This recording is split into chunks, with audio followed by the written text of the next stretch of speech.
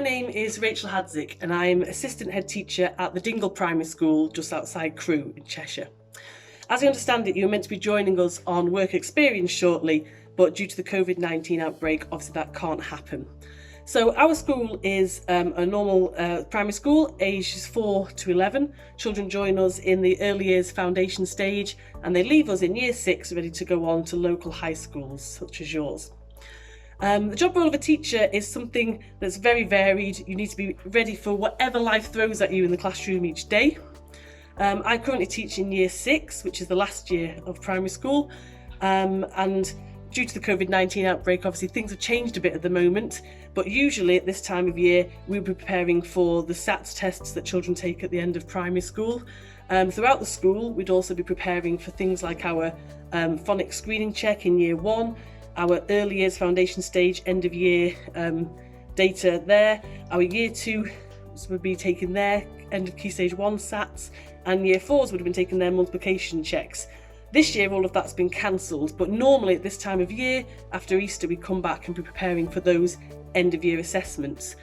The job role of a teacher is very varied. It starts off with planning lessons to fit in with the school's curriculum and the national curriculum, delivering those lessons, helping children in various ways, different support, assessing the children, and then looking at those gaps in their knowledge and changing the lesson plans to tackle those gaps.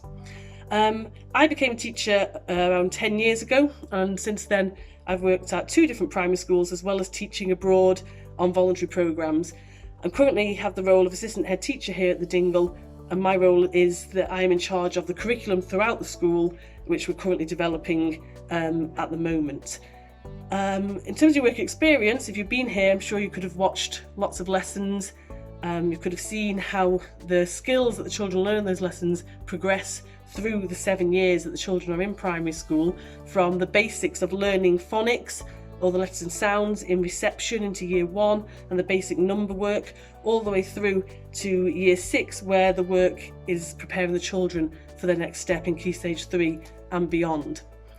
To be a teacher you need to have a degree in a relevant discipline or a teaching degree, and then go on to do a PGCE if you've done a degree in something else, or schools direct training, or teach first. There's many different entry points now. I personally did a degree in psychology.